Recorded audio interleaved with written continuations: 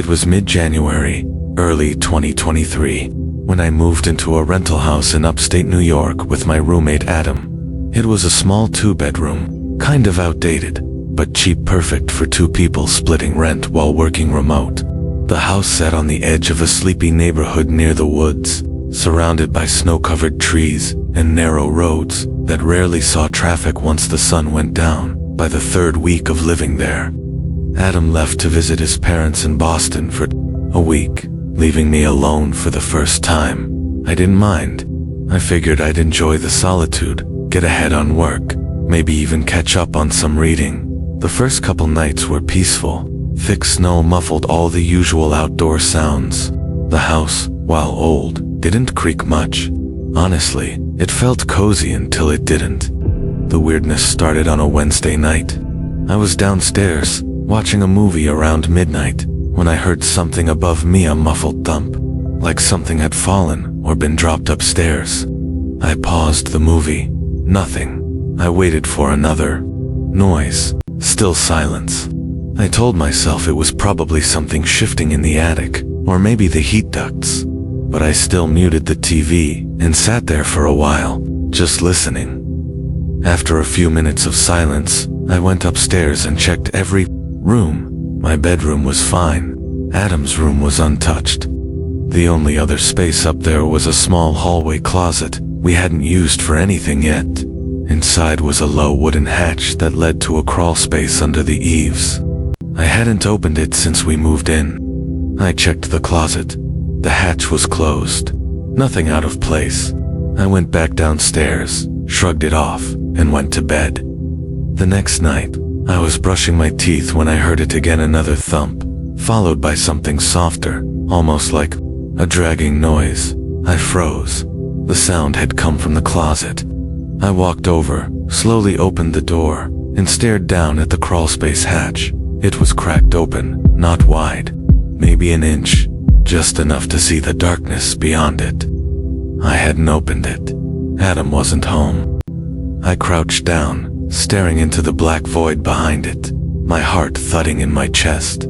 I pushed it closed and wedged a heavy toolbox against it. That night, I barely slept.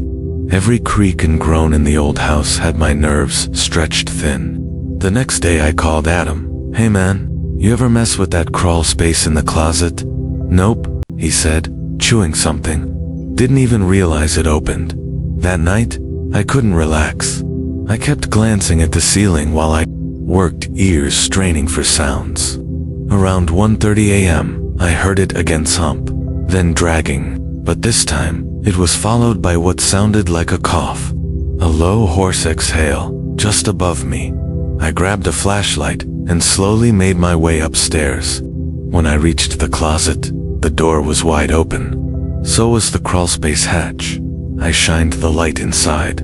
At first I didn't see anything, just insulation and dust. Then, in the far left corner, the beam of light caught something. A pair of shoes, old, cracked, and covered in dirt. They were turned sideways, like someone had slid out of them, right. Next to them was a rolled-up sleeping bag. I backed away and shut the door, locked it. That night, I slept downstairs, and only after I dragged the couch in front of the front door. The next morning, I called the police. They searched the crawlspace and attic. No one was there, but they did confirm the sleeping bag, the shoes, and a small paper bag with old wrappers and a used water bottle. Someone had clearly been up there. The officer told me that 2 years ago, the house had been broken into while the previous owners were away for the holidays. The guy was never caught. No sign of forced entry. They assumed whoever had been in the crawlspace had come and gone. But the thing is, they found something else. On the inside of the crawlspace hatch door, scratched into the wood, were several dates. The most recent one was 3 nights ago.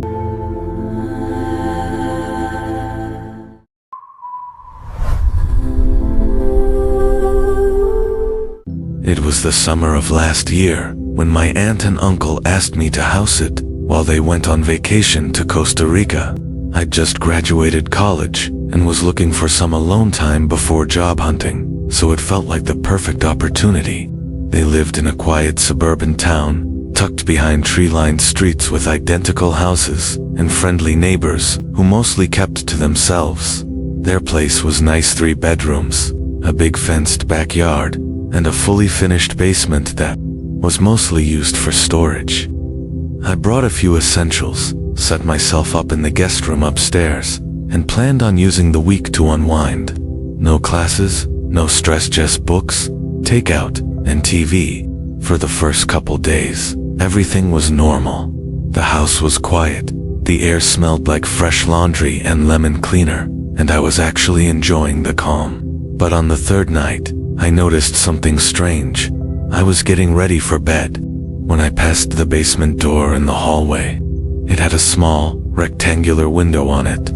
As I walked by, I noticed a dull yellow glow coming from the window. The basement light was on. I paused, confused. I hadn't gone down there since I arrived. I didn't even have a reason to. The basement was mostly old furniture, seasonal decorations, and plastic bins full of things my aunt never wanted to throw away. Still, I figured I must have accidentally flipped the switch at some point, maybe when I was checking around the house on my first day. So I walked down the creaky staircase, flicked the switch off, and climbed back up. The next night, I was watching a movie in the living room when I got up to grab some water. As I passed the hallway again, I stopped cold. The yellow glow was back. The basement light was on again. I stood there for a long moment, stomach tightening. I was sure I'd turned it off. I distinctly remembered doing it. My heart thudded a little faster as I walked to the top of the stairs and looked down from that angle. I could just barely see the bottom of the steps and the corner of something moving. It was slight, a shift of shadow, maybe something falling. I flipped the light switch again, off this time, and stood silently at the top of the stairs. The air felt colder, heavier. "Hello," I called out. Nothing. I shut the basement door, locked it, and went back to the living room. I didn't watch the rest of the movie. I barely slept that night, ears tuned to every little creak the house made. The next morning, I called my uncle. "Hey, you guys have anyone else with a key? Or like a maintenance guy who comes by?" "Nope, just you." "Why?" I told him about the light, the possible movement. He was quiet for a second, then told me something I didn't know. "There's no other way into the basement," he said. "No exterior door, no windows, just that one staircase from the hallway. That meant, if someone was down there, they were still down there." I called the non-emergency police line and asked for a welfare check. They came by in under 15 minutes. 2 officers went down while I waited upstairs, heart pounding. They didn't find a person, but they did find signs that someone had been there. Recently, behind an old shelving unit near the furnace, they found a sleeping bag, a flashlight, empty food wrappers, an empty gallon water jug, all tucked carefully out of sight, like someone had been trying to hide. My skin crawled when they told me I hadn't gone down there at all, meaning whoever was using the basement had been there before I arrived, or worse, entered while I was there and had stayed hidden. The officers searched the entire basement, even checked the walls and crawlspace areas for breaches, but there was no evidence of forced entry. The back door to the house was locked. All the windows were locked, so how did they get in? Later that night, I was packing up to leave. I wasn't about to spend another night alone in that house. As I double-checked the locks on the front and back doors, I noticed something I hadn't seen before. The lock on the basement door, the one inside the hallway, it had been scratched. Tiny little grooves around the latch, like someone had used a tool to undo it. Not from the outside, but from the inside. That's when I realized, whoever had been down there, they weren't trying to break in. They were already in the house, and they were trying to keep themselves from being locked in.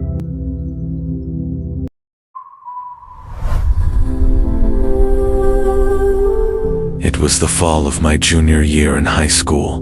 My parents had gone out of town for the weekend, visiting some old friends in a city 2 hours away and left me home alone. It wasn't a big deal. I was 17, responsible enough, and our neighborhood was quiet, safe, and far removed from anything exciting. I remember actually being kind of excited. I had the whole house to myself. No one telling me to turn the volume down. No siblings to deal with.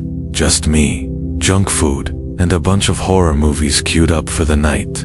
I didn't expect anything out of the ordinary, but by 11 p.m., something felt off. I was upstairs in my room, lights off, headphones on, gaming. That kind of focused immersion where you're barely aware of your surroundings. It was raining lightly outside, just a soft drizzle tapping against the windows, the kind of white noise that helps you relax. Somewhere between matches, I took my headphones off to grab a soda, and that's when I heard it. A tap, very soft, very deliberate. I paused. Maybe it was just the rain hitting something weird. I stood still in the silence, listening. Tap, tap. It was coming from my window. I turned and walked slowly over, heart starting to thud in my chest. My bedroom was on the second floor, and the window overlooked our front yard and driveway. There was no ledge, no tree nearby, nothing someone could use to stand there. I opened the curtain. No one, just the wet dark lawn and the empty street beyond it. Still, I felt weird, like someone had just been there a second ago. I stood at the window a while longer, eyes scanning the shadows, before pulling the curtain shut and shaking it off. Back to gaming, headphones back on. I tried to focus, but something gnawed at me. Every 5 minutes, I felt like I needed to check again, just to be sure. It wasn't until maybe half an hour later, just past midnight, that I heard it again. But this time, it wasn't tapping. It was a footstep, very slow, on wood, right above me. I froze. That made no sense. The only thing above me was the attic hand. We barely ever used it. It didn't even have a floor, just insulation and beams. No one could be up there, at least. No one should be. I paused the game, took my headphones off. Thump. It came again, this time more clearly. My heart dropped. I backed slowly out of my room, trying not to make any noise, and stepped into the hallway. From there, I could see the small square in the ceiling, the attic entrance, the kind with the pull-down string. It was moving, very slightly, like it had just been disturbed. I turned and walked downstairs, keeping an eye on it the whole time. I called my dad, whispering, told him I thought I heard something upstairs. He tried to calm me down. Probably just the house settling, he said. But then I remembered something. The window. I ran back upstairs, carefully opened the curtain again, and that's when I saw it. A muddy footprint, right on the windowsill, barely visible in the rain, but unmistakably there. A large, wet print, as if someone had stepped out onto the ledge, except there was nothing out there. No ladder, no roof section to climb from, just a drop to the lawn below. I backed away from the window, grabbed a baseball bat from my closet, and locked myself in the downstairs bathroom. From there, I called 911. I whispered into the phone, keeping my voice as quiet as I could, and that's when I heard the attic door creak open, a faint wooden groan echoing down the stairwell. Then, footsteps, soft, slow, deliberate, making their way through the upstairs hallway. Then silence. 5 minutes passed. 10. I didn't hear anything else until I suddenly heard a click, the backsliding door unlocking and opening, but I knew I had locked it. Something, or someone, was inside the house and had just used the back door to leave. I waited another few minutes until I heard a knock on the front door. Police. When they cleared the house, they found that the attic insulation had been disturbed. Someone had been up there probably for days. There were candy wrappers, an empty water bottle, and an old Polaroid photo of a family I didn't recognize. But that wasn't the worst part. The worst part was what they found behind the insulation, wedged between the beams, facing directly down into my bedroom vent. A small square cutout, just big enough for someone to watch through. They think whoever it was had been living in the attic and spying on me for at least a couple nights, maybe longer. Probably came in before my parents left and hid until he had the house to himself. And the muddy footprint, it matched another one they found on the attic beams, near the cutout. Someone had climbed down and stood outside my window, just to let me know they were real.